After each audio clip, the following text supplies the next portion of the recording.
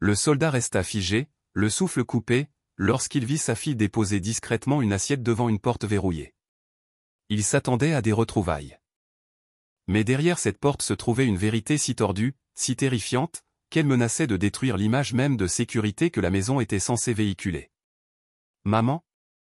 Je laisse la nourriture ici, d'accord » murmura la petite fille. Sa voix portait à peine à travers l'air vicié et les murs tachés de moisissure du couloir. Ethan se tenait au coin de l'escalier. Peut-être âgée de 10 ans était Ellie, sa fille. Elle déposa soigneusement une assiette en plastique par terre, devant une porte hermétiquement fermée. Sur l'assiette, du riz blanc. « Maman » murmura Ellie. Elle baissa la tête, se retourna et s'éloigna sur la pointe des pieds, ses pas plus doux qu'un souffle. Comme si elle craignait de réveiller quelque chose qui dormait ou qui observait. Ethan ne bougea pas. Le poids de son retour pesait lourdement sur sa poitrine. Cette porte, cette nourriture. Cet enfant, rien de tout cela n'avait de sens. Et où était sa femme? Derrière lui, une voix rompit le silence. « Te revoilà. » Il se retourna. Sabrina, sa belle-sœur, se tenait debout. Bien qu'elle fût déjà partie. « Elle ne va pas bien » dit Sabrina en s'approchant. « J'ai dû la garder dans cette pièce. Pour la sécurité d'Ellie. » Les yeux d'Ethan restèrent fixés sur la porte. Elle disait que j'essayais de l'empoisonner. Je ne savais pas comment expliquer ça à Ellie, alors je lui ai juste dit que sa mère avait besoin de repos. Il ne dit rien. Ses doigts s'enfoncèrent dans la sangle de son sac jusqu'à ce que ses jointures pâlissent. Sabrina parlait comme si elle lisait un dossier, ses mots étaient cliniques, ordonnés, mais dénués d'émotion.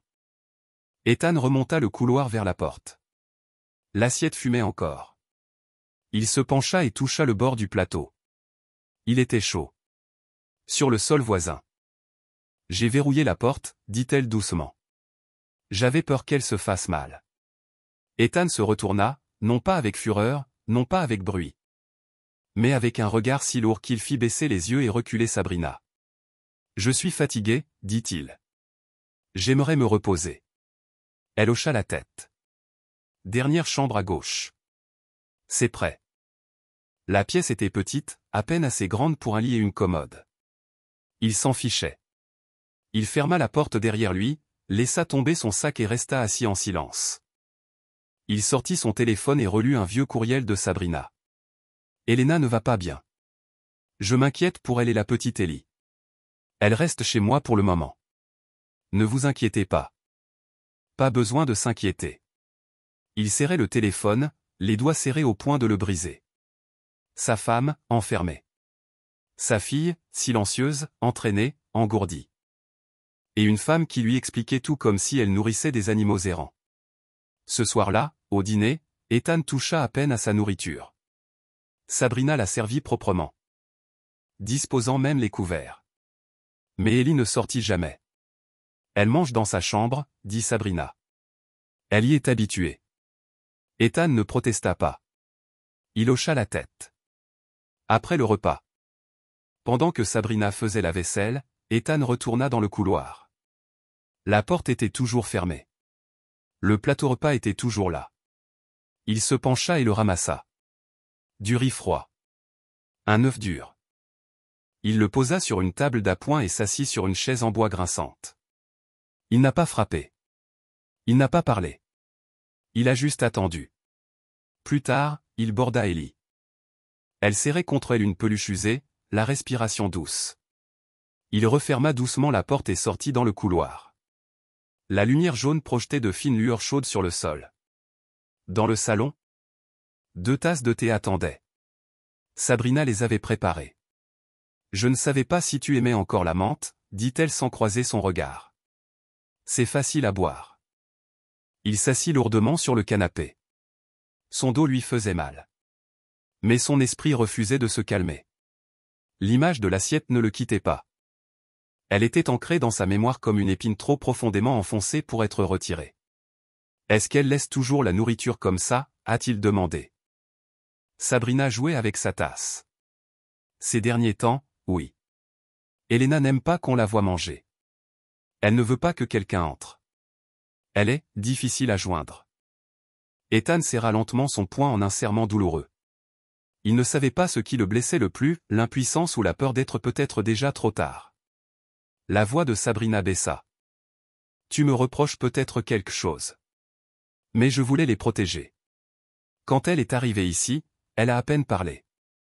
Elle restait allongée là, les yeux grands ouverts. Un jour, je l'ai trouvée dans la cuisine, dans le noir, se grattant le cou comme si elle essayait d'arracher quelque chose mais il n'y avait rien. Un autre souvenir a refait surface. Une froide nuit d'hiver, il y a des années. Ellie avait 3 ans. Ethan était rentré d'un service tardif et avait trouvé la lumière du salon allumée.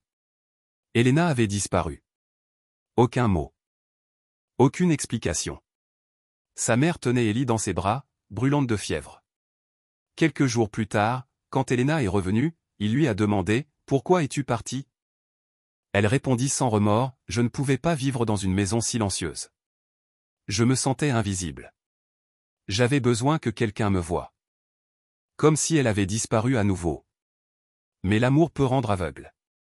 Après votre déploiement, elle a emménagé ici, a dit Sabrina. Au début, j'ai cru qu'elle était simplement en deuil. Mais ensuite, elle a arrêté de sortir. Elle a empêché Ellie d'aller à l'école. Elle s'est enfermée dans cette pièce. Ethan fronça les sourcils.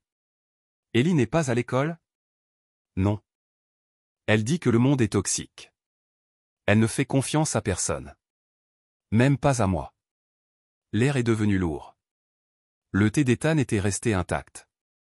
Froid. Tout ce que disait Sabrina était logique. Mais d'une certaine manière, tout semblait un peu trop poli, trop lisse, comme si la vérité avait été soigneusement façonnée pour être plus facile à digérer. Quelque chose qu'il n'était pas prêt à avaler. Il prit la tasse et souffla doucement dessus.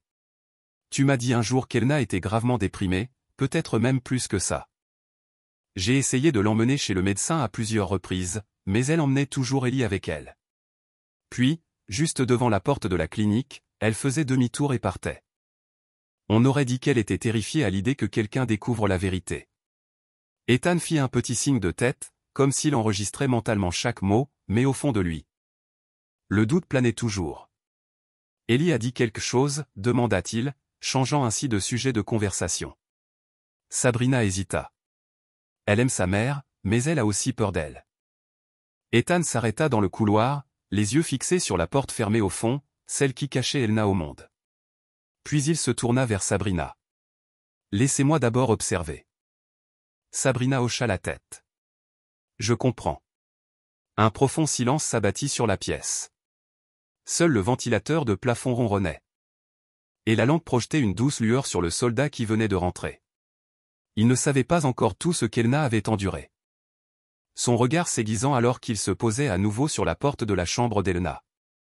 Un voyage silencieux avait commencé, non seulement pour revoir son ex-femme.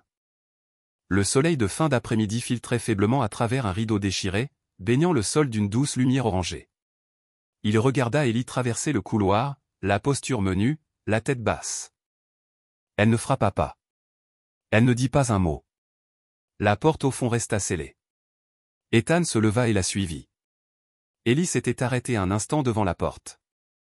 Mais lorsque le bruit des talons de Sabrina résonna dans la cuisine, elle recula précipitamment, les yeux écarquillés. « Ellie, que fais-tu là-bas » appela Sabrina, pas fort. Mais avec une voix si vive que la jeune fille se retourna, surprise. « Je n'étais pas.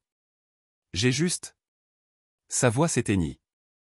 Ellie se recula dans un coin, se cachant derrière une vieille table, agrippant fermement l'ourlet de sa chemise de nuit. Sabrina sourit, posant un plateau de boisson, faisant comme si de rien n'était. Mais Ethan l'a vu, le regard de Sabrina. Cette autorité tranquille, ce même regard autoritaire qu'il connaissait chez les militaires, celui qui exigeait une obéissance sans un mot. Ce soir-là, une fois Sabrina partie au marché nocturne, Ethan s'assit avec Ellie sous la douce lueur de la lampe. Son regard, autrefois brillant, semblait désormais lointain. « Es-tu déjà allé voir ta mère » demanda-t-il doucement. Ellie se mordit la lèvre et secoua la tête. Elle ne veut voir personne. C'est ce que dit tante. Mais tu veux la voir? Ellie baissa la tête, puis hocha lentement la tête en silence. Elle expira doucement, comme si même sa respiration avait besoin d'une permission. Ethan ne dit rien de plus. Mais après qu'Ellie se fut endormie, il sortit dans le couloir. La pièce au fond était silencieuse. Il tendit la main vers la porte. Elle n'était pas verrouillée. La poignée tournait facilement. Pourtant, un vieux cadenas pendait à l'extérieur. Comme si quelqu'un avait un jour tenté de le maintenir scellé. Il se figea, l'oreille collée au bois. Rien. Juste le silence trop pesant, trop délibéré. Le lendemain matin. Pendant l'absence de Sabrina, Ethan entreprit de nettoyer la vieille cuisine. En rangeant le placard du bas, il trouva un carnet marron froissé, caché sous des sacs plastiques et des reçus décolorés. Sur la couverture, un seul nom, Elna. À l'intérieur se trouvaient des pages d'ordonnances, toutes issues d'une clinique privée, pour des sédatifs puissants. Une note manuscrite se détachait. Il faut augmenter la dose. Le patient ne répond pas de manière constante. Ethan s'effondra au sol, le cœur battant la chamade. Pourquoi Elna aurait-elle besoin d'un médicament aussi puissant? Et pourquoi cacher les ordonnances? Cet après-midi-là, lorsque Sabrina revint, Ethan lui tendit le carnet. Qu'est-ce que c'est? Elle y jeta un coup d'œil, s'arrêta, puis soupira. Pourquoi ne m'a-t-on pas prévenu? La voix d'Ethan était basse et rauque. Tu étais déjà parti, répondit Sabrina. Je ne voulais pas te faire plus de mal. Elle était déjà brisée. Ethan la fixait fixement, sans ciller. Ses paroles étaient sensées. Mais elles ne semblaient pas vraies. Ce soir-là, Ellie toucha à peine à sa nourriture. Quand Sabrina alla faire la vaisselle, Ethan se pencha vers elle. As-tu entendu quelque chose venant de la chambre de ta mère? Ellie se figea, puis secoua la tête. Un instant plus tard, elle murmura, j'entends frapper. Une fois par nuit. Frapper. Elle a placé sa main sur son cœur. De l'intérieur. Comme si quelqu'un essayait d'appeler. Mais il a trop peur pour parler. Cette seule phrase resta gravée dans la tête d'Ethan toute la nuit. Il se tournait et se retournait. Chaque craquement, chaque murmure dans la maison se transformait en avertissement. Parfois. Il jurait entendre quelque chose frôler les murs. Puis, au milieu de la nuit, il s'est réveillé en sursaut. Ce n'est pas le coup qui l'a réveillé. C'était le silence. Un silence trop parfait. Trop immobile, comme si quelque chose de terrible s'était glissé dans le silence. Il savait alors, s'il n'agissait pas, personne ne le ferait. L'après-midi suivant, sous un ciel gris et endormi, Ethan marchait lentement avec Ellie dans le parc près du motel. Sa petite main serrait fermement la sienne, et l'odeur de l'herbe humide flottait dans la brise. Pour la première fois depuis son retour, ils n'étaient plus que tous les deux. Pas de murmure dans son dos. Pas de sourire crispé. Juste de l'espace. Ils s'arrêtèrent près d'un vieux banc de pierre. Ellie grimpa dessus, les jambes balançant doucement. Tenant dans ses bras l'ours en peluche en lambeaux celui qui lui avait offert l'année dernière, le seul cadeau qui avait survécu au contrôle silencieux de Sabrina. Papa, dit-elle doucement. Mais c'est aussi un endroit où l'on se réveille chaque jour avec la peur de perdre un frère. Ellie resta silencieuse, puis demanda, est-ce que quelqu'un t'a déjà caché? Enfermé pour que tu ne sois pas blessé? La question le figea. Il se tourna vers elle, étudiant son expression. Ellie ne le regarda pas. Elle griffonnait sur son papier. La main légèrement tremblante. Pourquoi demandes-tu ça? Elle repoussa ses cheveux derrière son oreille et murmura, parce que je pense que, si maman pouvait sortir, elle irait mieux. Mais elle arrivait. Les branches au-dessus s'inclinaient dans le vent, projetant une lourde ombre de silence entre elles. Maman m'a dit de ne rien dire, elle a dit que si je le disais, ma tante le découvrirait et maman serait emmenée ailleurs pour toujours. Ethan serra doucement l'épaule de sa fille. Et tu crois ça? Je ne sais pas, mais j'ai peur. Chaque fois que maman tousse. Chaque fois que je laisse de la nourriture, elle parle doucement à travers la porte. Elle dit qu'elle va bien, mais sa voix ne sonne pas bien, on dirait qu'elle est quelque part au loin. Ellie leva à nouveau les yeux, ses yeux clairs rencontrèrent les siens, mais à l'intérieur se trouvait une tristesse bien trop ancienne pour son âge. La tante dit que maman est malade. Que si elle ne la garde pas enfermée, maman pourrait se faire du mal. Ethan est resté calme. Qu'en penses-tu? Ellie ne répondit pas tout de suite. Elle resta assise tranquillement pendant un long moment avant de dire doucement. Je pense que si maman était vraiment dangereuse, pourquoi me demanderait-elle de ne pas avoir peur? Ethan posa doucement une main sur son épaule. Ellie, est-ce que tu me fais confiance? Elle hocha la tête, ses yeux brillaient. Mais ses lèvres restaient fermement serrées comme si elle craignait que parler à voix haute puisse d'une manière ou d'une autre faire disparaître sa mère. Alors souviens-toi de ceci. Si jamais quelque chose te semble étrange, même quelque chose de petit, tu peux toujours me le dire. Personne ne peut faire de mal à ta mère sans que je le sache. Ethan n'a pas poussé. À l'intérieur, les mots de sa fille atterrirent comme une pierre tombée dans un lac calme. La surface n'avait pas encore été brisée, mais les ondulations avaient déjà commencé. Quelque chose n'allait pas. Il n'avait aucune preuve, aucun nom pour donner le soupçon qui se formait dans son ventre. Mais l'instinct d'un soldat qui avait survécu à l'enfer sur le champ de bataille lui disait que quelque chose à l'intérieur de cette maison était en train d'être déformé silencieusement et soigneusement. Ethan n'osait pas la réveiller, mais à l'intérieur, tout ce qu'elle avait dit résonnait comme une cloche trop basse pour que quelqu'un d'autre l'entende. Des mots faibles, les peurs d'un enfant. Les instructions d'une femme enfermée derrière une porte qui ne pouvait être verrouillée que de l'extérieur. Cette nuit-là, quand Sabrina est sortie de la cuisine avec une tasse de tisane. Ethan n'a pas mentionné le parc ni la conversation. Il observait simplement ses yeux fixes, se demandant comment une femme pouvait contrôler une maison entière par le silence. Sabrina posa la tasse et sourit.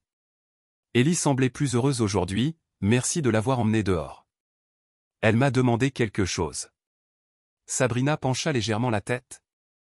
Son expression légère comme l'air. À propos de quoi? Sa mère. Elle se figea une fraction de seconde, puis fit semblant de ne rien remarquer et s'éloigna. Ethan ne dit plus rien. La voix d'Ellie était à peine audible. Douce comme un murmure qui pourrait être emporté par la brise. Sa petite main posa doucement l'assiette de nourriture devant la porte en bois. Il y avait encore de légères traces de bandage blanc auto. Comme si un cordon invisible se resserrait autour de sa poitrine. Puis un son, si faible qu'il toucha à peine l'air. Le doux frottement de petits pieds. Puis un sanglot étouffé rapidement. Ethan s'est assis droit. Retenant son souffle. Il regarda dans le couloir.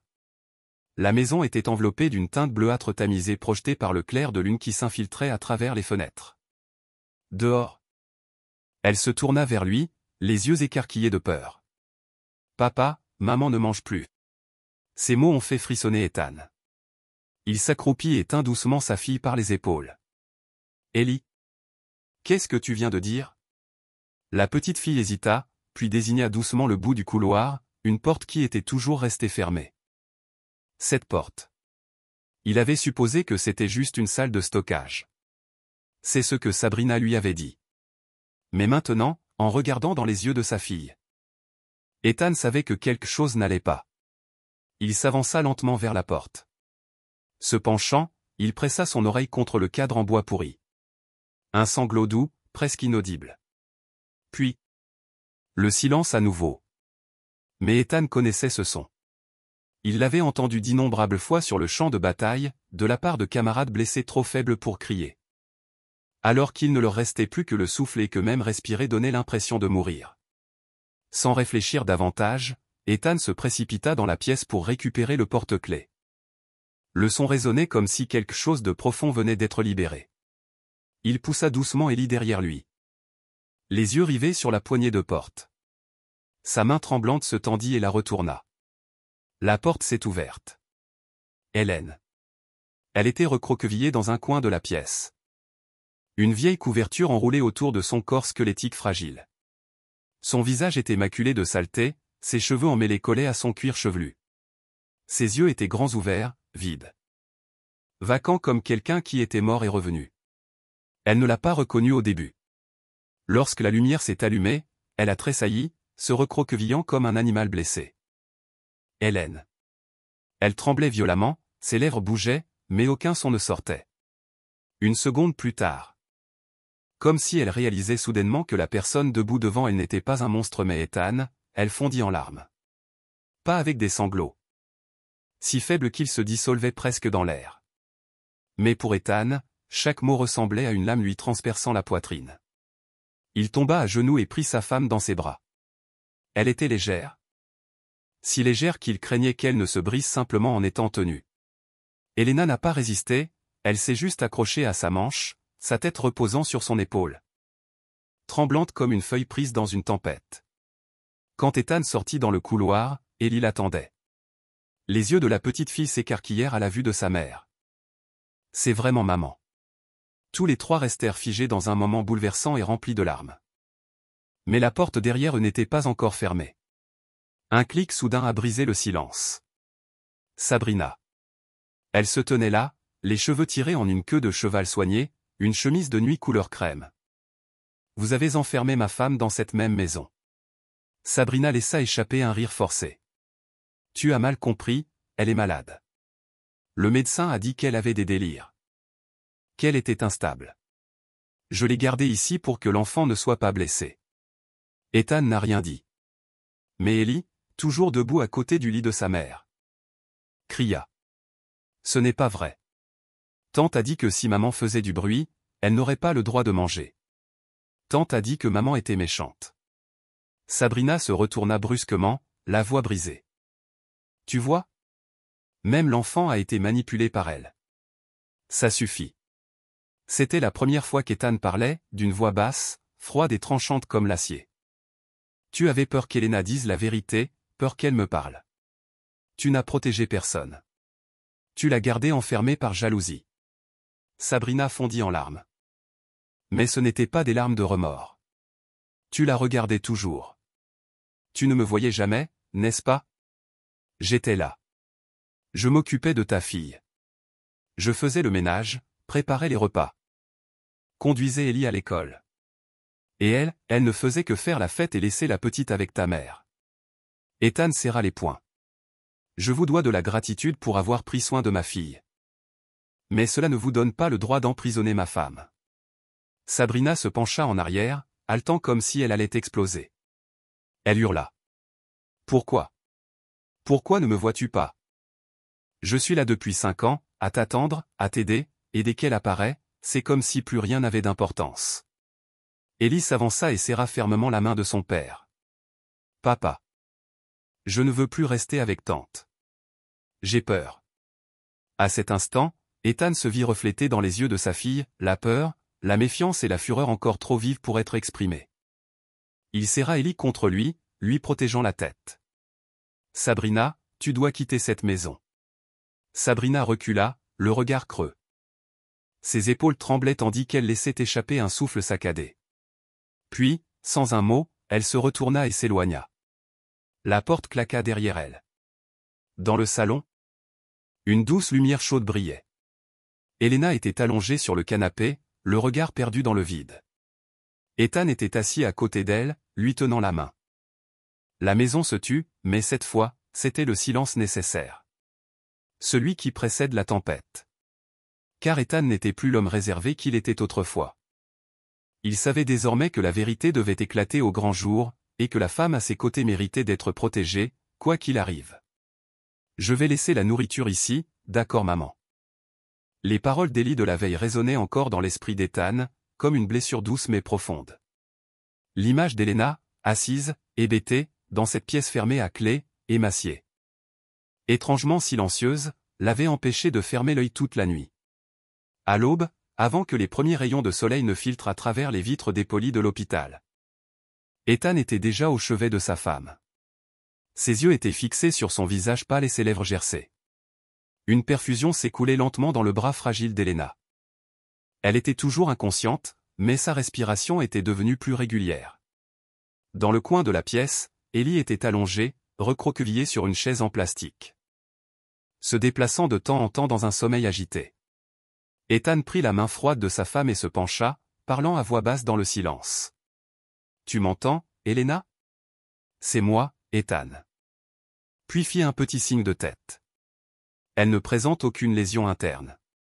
Juste une malnutrition sévère et un stress aigu prolongé. Aucun signe de psychose. Ce n'est pas une patiente psychiatrique. Il s'arrêta brièvement, puis regarda Ethan. « Qui vous a dit qu'elle était malade mentalement ?» Ethan leva les yeux, ses yeux perçants et froids. Sa sœur. Le médecin fronça les sourcils. Il sortit son téléphone. Je signalerai cela directement au chef de service et à l'unité de police d'astreinte. Cette affaire révèle des signes évidents de violation des droits humains et de comportement criminel. Ethan serra plus fort la main de sa femme, comme s'il prononçait un serment silencieux. Personne ne serait plus jamais autorisé à lui faire du mal. À l'extérieur de la chambre d'hôpital, le couloir restait silencieux. Un policier en civil discutait avec une femme âgée, Madame Martre. La voisine d'un accent grave côté. Ethan l'a reconnue instantanément. Petite, cheveux argentés soigneusement attachés, regard perçant comme l'acier. Je l'ai vue entrer et sortir de cette pièce plusieurs fois. Toujours avec un cadenas à la main.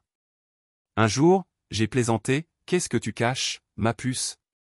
Elle a ri. « Mais cette petite fille là-bas, » dit-elle en désignant Ellie d'un signe de tête. Se tenait parfois près de la porte.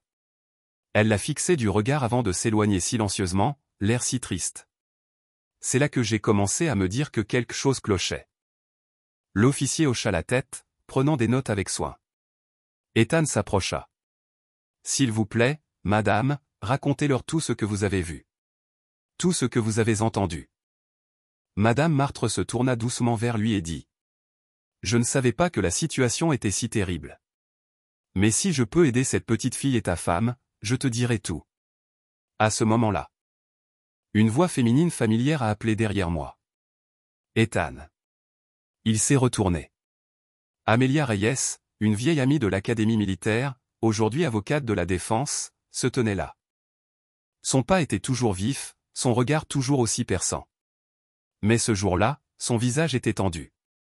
Elle s'approcha et serra légèrement l'épaule d'Ethan. « J'ai reçu l'appel tôt ce matin. Cette affaire ne sera pas facile. Mais je suis avec vous. Tous les deux. » Cet après-midi-là, Amelia retourna à la maison avec Ethan. L'équipe médico-légale avait déjà scellé la pièce où Elena avait été retenue. Mais Amelia devait examiner chaque document susceptible d'aider au dépôt de plainte. Ellie dormait encore à l'hôpital. Elena avait besoin de repos plus long. Devant la pièce cachée, dissimulée derrière l'étagère, Amelia enfila des gants et commença son inspection. Elle a pointé du doigt la serrure extérieure. Elle présentait encore des signes d'effraction. C'est une preuve cruciale. La porte était verrouillée de l'extérieur. Il est impossible qu'il s'agisse d'une quarantaine volontaire. Elle s'est rapprochée. Et là, ses fils fins mènent à un panneau de contrôle tout proche. Sabrina a installé un système de sonnerie à distance. Mais c'est à sens unique. Elle pouvait tout faire taire de l'intérieur, mais personne ne pouvait joindre Elena de l'extérieur. C'est en quelque sorte une forme d'emprisonnement intentionnel. Ethan resta silencieux. Les lèvres serrées en une ligne. Amelia ouvrit un vieux dossier qu'Ellie lui avait donné. À l'intérieur se trouvait une copie d'un certificat de santé mentale pour Elena. Assise dans un coin avec son carnet de dessin. Lorsqu'elle le vit entrer, elle se leva et courut vers lui, timide, mais soulagée. « Papa, maman n'est pas encore complètement réveillée. » Ethan s'assit et la serra doucement dans ses bras. Caressant ses cheveux soyeux, il lui demanda doucement. « Qu'est-ce que tu dessines ? » « Je dessine la chambre de maman et le couloir. L'endroit où je déposais la nourriture. Pour que l'avocat puisse voir. » Ethan se figea. Ellie ouvrit son carnet et lui montra des croquis minutieux au crayon, la porte avec une serrure extérieure. Une petite caméra dans le coin du plafond et 3 X rouges. « 3 jours, je n'ai rien apporté à manger, » murmura-t-elle. « Mais pas par oubli. Ma tante m'a interdit. Je me suis souvenu de tout. » Ethan suivit le conseil d'Amelia et vérifia le téléphone de sa fille. Les enfants enregistraient souvent des choses auxquelles les adultes n'avaient jamais pensé. À l'intérieur d'un dossier intitulé « Le chat se cache du vent », Ethan a trouvé un vieil enregistrement audio. Il a appuyé sur « Play ». La voix de Sabrina résonna, stridente, venimeuse. « Tu es inutile.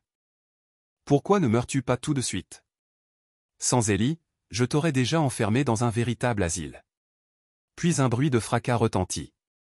De la vaisselle, peut-être. Puis vinrent les sanglots silencieux d'Elena. Pas de cris. Pas de dispute. Juste le son de quelqu'un qui avait renoncé à résister. Ethan ne termina pas sa vidéo. Il se leva et s'engagea dans le couloir, toujours son téléphone à la main. Les néons projetaient une lumière blanche et crue, étirant son ombre sur le carrelage froid. Il n'a pas dit un mot. Mais à ce moment-là, quand Ellie a jeté un coup d'œil et a appelé doucement. « Papa !» Il s'est retourné. Et tout en lui a changé. Il y avait quelque chose de plus profond que la colère dans ses yeux. Quelque chose d'inébranlable, la résolution.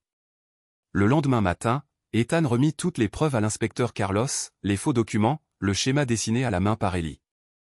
Les enregistrements audio et la déclaration sous serment de Madame Martre. Debout à ses côtés, le regard d'Amelia était aussi perçant qu'un scalpel de chirurgien. L'inspecteur feuilleta silencieusement les dossiers, les lisant page par page, sans un mot. Lorsqu'il releva enfin les yeux, l'air indéchiffrable, il dit « Si c'est exact. Elle n'a pas seulement emprisonné sa propre sœur. Elle a tenté d'usurper son identité. » Ethan hocha lentement la tête. Et elle a presque réussi. À ce moment-là, Sabrina était assise dans une salle d'interrogatoire du commissariat. Face à elle se trouvait un miroir sans teint. Elle esquissait un léger sourire, l'air calme et posé. « On me juge mal, dit-elle. Ma sœur a un long passé d'instabilité mentale. J'essaie juste de prendre soin d'elle. » Mais derrière la vitre, Amelia se tenait silencieuse, les bras croisés. Les yeux rivés sur celle qui se disait autrefois soignante. Elle ne dit pas un mot. Elle n'en avait pas besoin. La vérité, comme les murs que Sabrina avait construits pour ensevelir sa sœur dans l'obscurité, s'effritait, couche après couche. Et cette fois, personne ne pouvait empêcher la lumière de percer. Ce matin-là, la mairie de Havenwood était bondée. Tous les sièges de la salle d'audience étaient occupés. Les journalistes se pressaient derrière des barrières, caméras braquées. Dehors, les habitants se tenaient côte à côte, tenant des pancartes griffonnées d'espoir et d'indignation, « Liberté pour Elena » et « Nul n'a le droit d'enfermer les malades ». Cela faisait une semaine qu'Ethan avait forcé la porte de la pièce et trouvé Elena à l'intérieur maigre, sale, oubliée. Une semaine que la ville commençait enfin à ouvrir les yeux. Maintenant, ils étaient venus voir qui avait dit la vérité depuis le début. L'avocate Amelia Matthews entra, vêtue d'un chemisier blanc impeccable. Petite mais féroce, son regard était inflexible. Un dossier sous le bras comme s'il contenait la vérité. On aurait dit qu'elle présidait une réunion du conseil d'administration plutôt qu'une audience judiciaire. La juge Monroe. Le sol était inondé. C'est pour ça que je ne pouvais pas lui faire confiance. Un faible murmure parcourut la foule. Amelia se leva lentement. Il n'y a pas de dossier médical. Pas de rapport. Le seul médecin à avoir vu Elena l'année dernière, selon vos propres modalités. Ses conclusions indiquent aucun signe de trouble cognitif. La patiente est lucide. Puis Amelia appuya sur « Play » pour lancer un enregistrement audio. La voix d'Ellie, faible mais assurée, emplit la salle d'audience. « Maman, je t'ai apporté à manger. Je n'ai laissé personne me voir. Ma tante a dit que si je n'étais pas sage, la porte resterait fermée à clé pour toujours. » Ethan serra la main de sa fille. Ses yeux brillaient. « Je suis resté quand tout le monde est parti. » Elle regarda Ethan de l'autre côté de la salle d'audience, les yeux flamboyants. « Je t'ai attendu 10 ans. Je suis resté là quand Elena est partie. Tu t'es détourné. » Elle s'avança, la voix brisée. « Ne crois pas que j'ai fait ça par jalousie. Je ne voulais juste pas que tout redevienne comme avant. Si elle revenait. » 10 minutes de pause. Nous entendrons ensuite l'enfant. Dans une chambre privée derrière la salle d'audience, Ellie était assise seule avec le juge. Pas de presse. Pas de regard. Juste une voix qui attendait d'être entendue. Le juge sourit doucement. « Tu peux dire ce que tu veux, ma chérie. Je veux juste savoir avec qui tu aimerais vivre. » Ellie sortit un dessin plié de son sac à dos. Une femme mince, assise par terre, avec une petite fille à ses côtés, tenant une assiette. Dans un coin, on pouvait lire « Maman n'est pas folle. Elle est juste enfermée. » Ellie murmura « Je veux rester avec ma mère. Elle pleure parfois, mais elle ne m'a jamais fait de mal. Je l'entends m'appeler tous les soirs. Ma tante disait que si j'en parlais à quelqu'un, maman disparaîtrait à jamais. Mais je n'ai plus peur. » Le juge a étudié le document en silence. De retour au tribunal, Ellie prit la main d'Ethan d'elle-même. Cette fois, elle n'eut pas besoin d'être incitée. La voix de la juge Monroe était calme et posée lorsqu'elle a rendu sa décision. Après avoir examiné les preuves, le tribunal accorde par la présente la tutelle légale temporaire d'Elena Rivera à M. Ethan Miller. Dans l'attente d'une enquête plus approfondie sur la détention illégale présumée de Mademoiselle Sabrina Rivera. Sabrina s'enfonça dans son siège. Son visage n'exprimait plus de colère, seulement du vide. Elena fut emmenée dans la chambre par une infirmière. Elle avait mangé. Elle était propre. Mais sa peau était pâle et ses yeux étaient creux. Ellie courut vers elle et entoura sa mère de ses petits bras.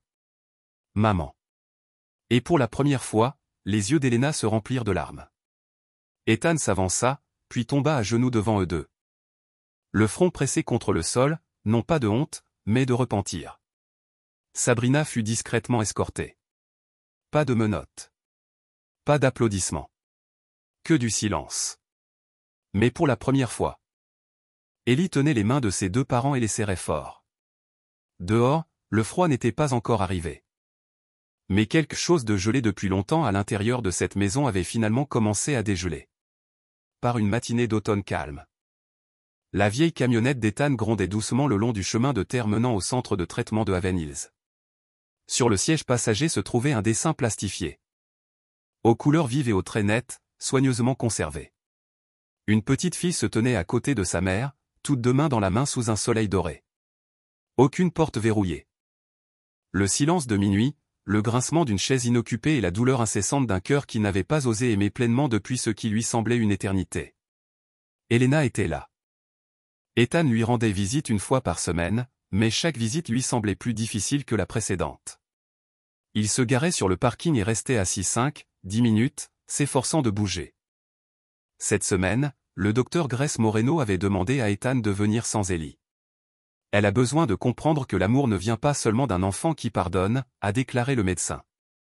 Mais comment pouvait-il admettre que lui aussi essayait encore de se pardonner? La porte s'est ouverte.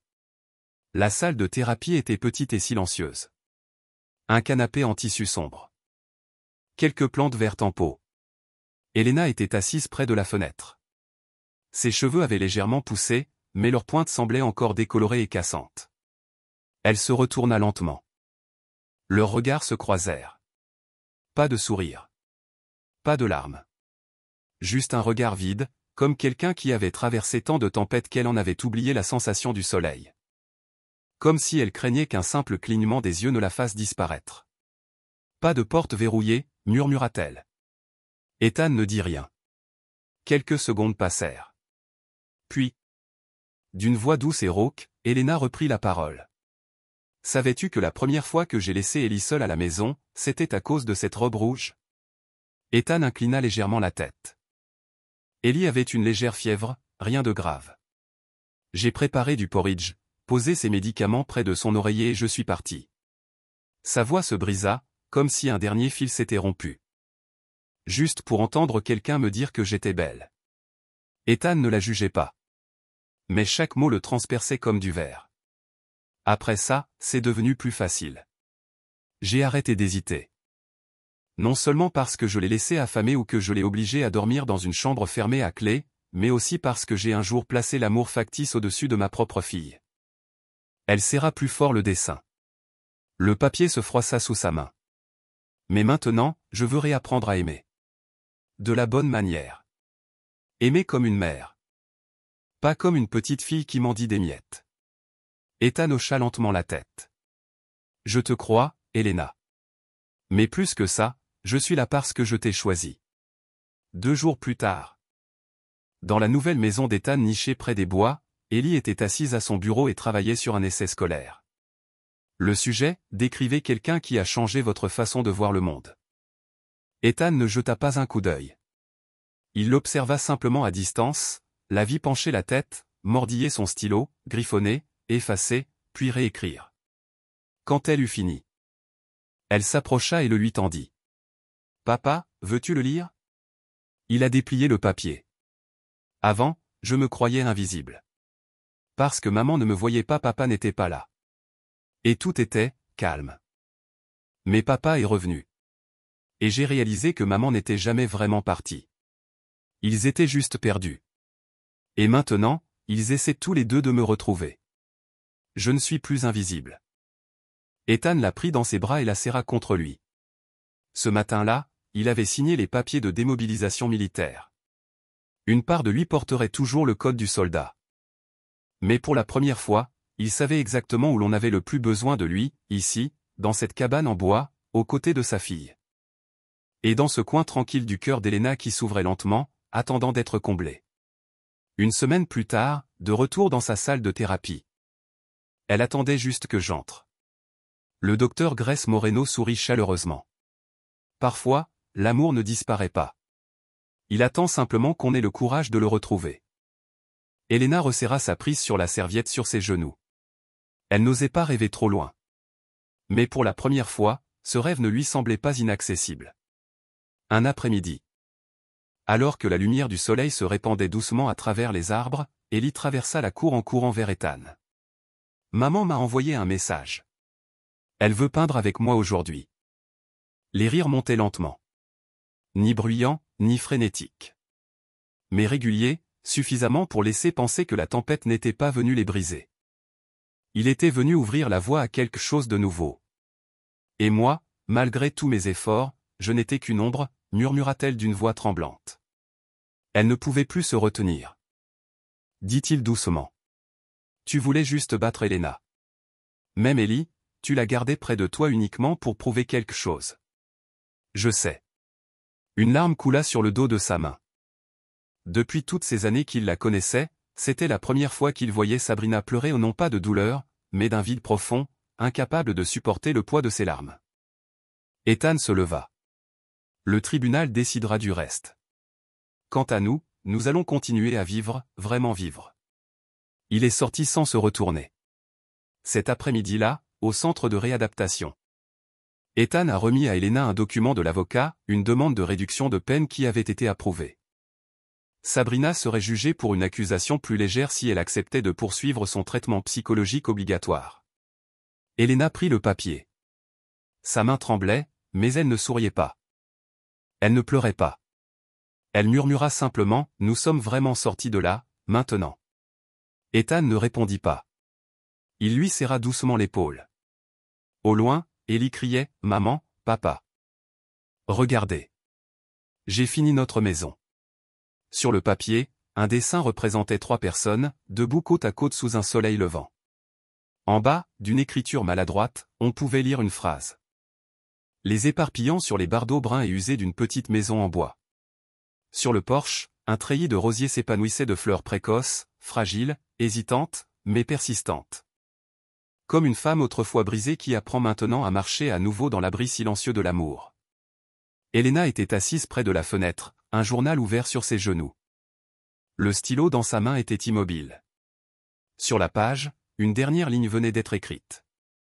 Tout le monde n'a pas droit à une seconde chance. J'ai cru autrefois ne pas la mériter. Mais elle m'a été donnée. Et cette fois, je ne la laisserai pas filer. Elle regarda dans la cour. Ethan était là, en train de réparer la vieille écurie. Les poutres pourries avaient été remplacées par du bois neuf. Sa chemise était trempée de sueur, la peinture maculait ses mains, mais un sourire discret étirait ses lèvres. Non pas à cause du travail en lui-même, mais à cause des rires qui résonnaient dans la cuisine, Ellie apprenait à cuisiner avec sa mère. La porte d'entrée s'ouvrit en grinçant. L'assiette n'était pas destinée à une mère enfermée derrière une porte. C'était à un chat errant, maigre et gris cendré, qui jetait un coup d'œil nerveux sous l'escalier.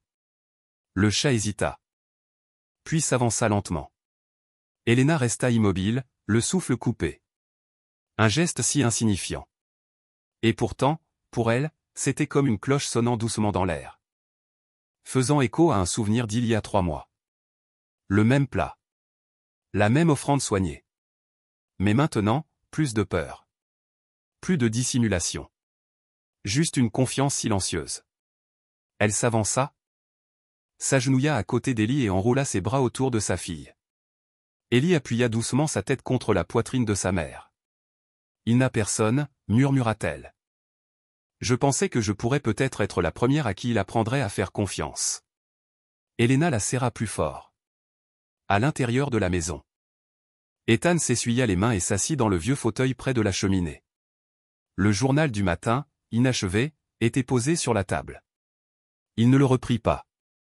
Il tenait simplement une tasse de thé chaud, regardant par la fenêtre, où Elena et Ellie restaient enlacées, rayonnantes dans la lumière dorée. Il n'aurait jamais imaginé que la vie le mènerait ici. Non pas vers une vie parfaite, mais vers une vie vraie. Il y a 3 semaines, le tribunal a condamné Sabrina à 2 ans de prison avec sursis, à un suivi psychologique et à une ordonnance d'éloignement permanente de la part d'Elena et d'Ellie. Justice avait été rendue, mais Ethan ne demandait rien de plus. Il ne voulait pas qu'elle soit derrière les barreaux. Pas pour le sang, mais pour le bien d'Ellie. L'enfant avait besoin de paix, pas de plus d'amertume. Ce jour-là, ils se tenaient face à face. Aucune colère. Juste descendre entre eux. Tu n'es plus quelqu'un en qui j'ai confiance, Sabrina, dit doucement Ethan. Mais je ne suis plus quelqu'un qui vit de haine non plus. Elle le regarda avec des yeux creux. Elle ne protesta pas. Mais lorsqu'il se retourna pour partir, elle l'appela. Tu ne le sauras jamais. Je t'ai aimé autrefois de la manière la plus perverse et la plus égoïste qui soit. Mais je croyais sincèrement mériter une place dans ta vie. Ethan s'est arrêté. Sabrina serra les poings, luttant contre quelque chose de profond en elle. J'avais tort, Ethan. Je ne te demande pas pardon. Juste, ne vis pas dans la colère. Ni pour moi. Ni pour elle. Ni pour Ellie. Un long silence. Puis Ethan hocha discrètement la tête. Ni comme des amis, ni comme une famille. De la farine lui couvrait les joues. Le chat errant s'enfuit. Ethan rit doucement au cri. Je suis désolé, je ne voulais pas, dit Ellie. Il entra. Passa doucement les cheveux d'Elena derrière son oreille et aida à essuyer les mains collantes d'Ellie. Tout était en désordre. Et c'est ce désordre qui, d'une certaine manière. Merci de ne pas m'avoir abandonné. Ethan ne répondit pas. Il lui prit simplement la même main autrefois froide derrière une porte verrouillée maintenant chaude, légèrement tremblante. Mais vivante. Le lendemain matin, Elena retourna à son journal. Elle l'ouvrit à la dernière page. Non pas parce qu'elle n'avait plus rien à dire, mais parce que ce chapitre touchait à sa fin. Dans le couloir, Ellie déposa une autre assiette. Cette fois, un petit bol de lait pour le chat. La lumière filtrait à travers les rideaux transparents, capturant les tons dorés de ses doux cheveux bruns. Tout près de l'écurie, Ethan suspendit une nouvelle pancarte. On pouvait y lire « Nouvelle saison, écurie à domicile ». À l'intérieur, l'odeur des pâtisseries fraîches se mêlait au rire discret, posé, mais suffisant pour révéler une vérité essentielle. Nous ne sommes pas une famille parfaite. Mais nous sommes une famille réelle. Et cela suffit. Dans la vie, certaines portes ne se ferment pas avec des cadenas, mais avec le silence, la souffrance et l'incompréhension. Pourtant, ce n'est pas une histoire de perfection. C'est une histoire d'authenticité. Une histoire où l'amour n'est pas toujours simple, mais où les personnes choisissent malgré tout de rester, de lutter, de reconstruire. Que pensez-vous des choix de Sabrina? Est-ce de l'égoïsme? Ou une âme peu à peu rongée par un chagrin inavoué? Y a-t-il quelque chose qui pèse sur votre cœur, un poids que vous n'avez pas encore osé exprimer à voix haute? Nous sommes là. Nous vous écoutons. Laissez un message ci-dessous si vous souhaitez partager. Et merci d'être resté avec nous jusqu'à la toute fin.